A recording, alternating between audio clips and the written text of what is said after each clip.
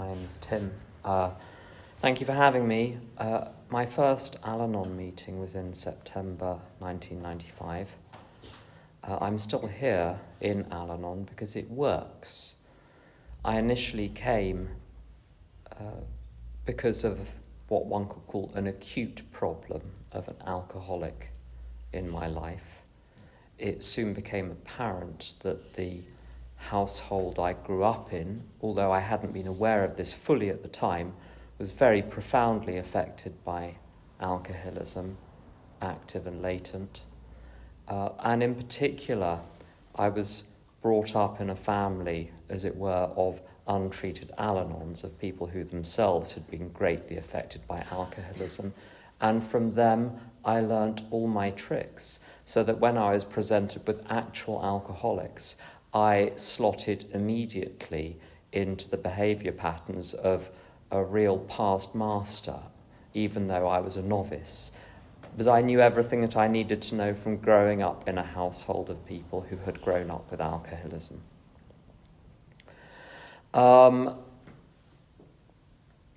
It's funny, I know it's the official sort of Al-Anon line that it's a gentle program, and of course it is. No one's going to force anyone to do anything, mercifully.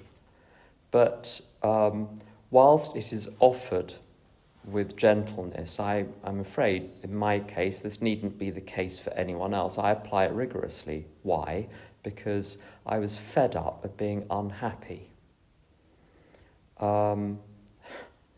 I tell you, when I've had physical illnesses and I'm prescribed medication or a course of treatment, I don't apply the regimen gently, I apply it as prescribed. No more and no less. It needn't be harsher than prescribed, but it needn't be less than prescribed either. And what I'm offered, remarkably, is not just the 12 steps, but the 12 traditions and the 12 concepts. The 12 traditions got me sorted out within 12 steps got me sorted out within myself.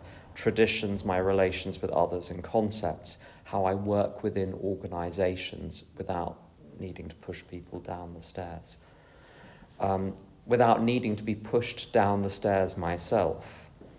How to maintain sanity in dysfunctional environments, which I wouldn't otherwise have chosen.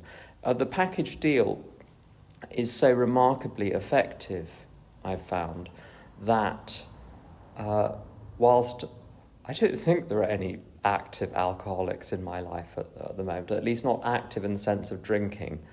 I know some recovered alcoholics, and they're very active, but in other sorts of ways, sometimes agreeable, sometimes disagreeable. Sometimes the drinking ones, at least they've got some fun left in them.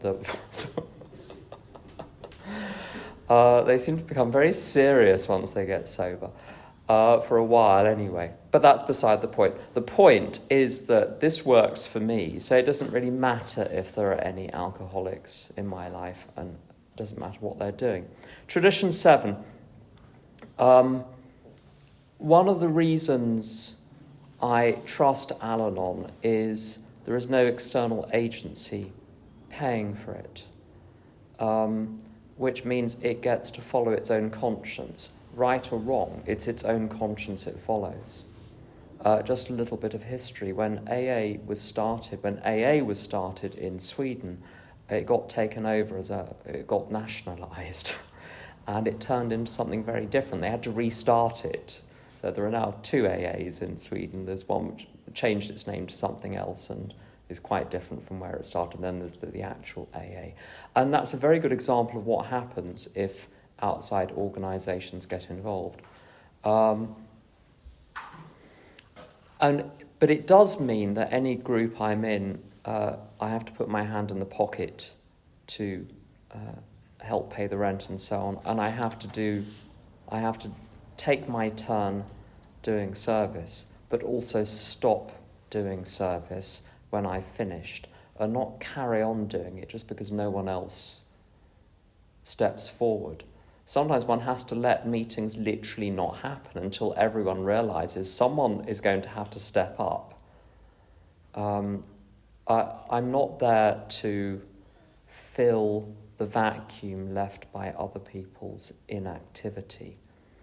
My mother, my sort of Al-Anon trainer, as it were, the person that trained me in the behaviour patterns which necessitated me coming to Al-Anon, was always very busy cleaning up after people and taking all of the precautions for the entire family, because no one could be trusted.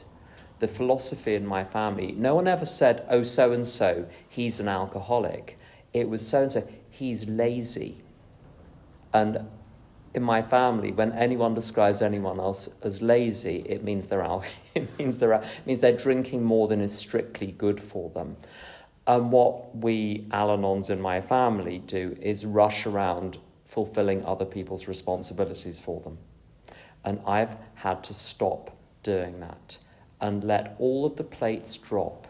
And if they drop and smash on the floor, very good. But I got sick and tired of tiring myself out, stopping other people's plates from falling. I think the biggest point in Tradition 7, when applied obliquely to my own life, as opposed to its strict sense of encouraging each group to be self-supporting, is that I am 100%, this was a shock, by the way, you might want to hold on to your chairs if you've never heard this before, I am responsible 100% for how I feel. Other people's behaviour, past or present, speculated or real, is not responsible for how I feel.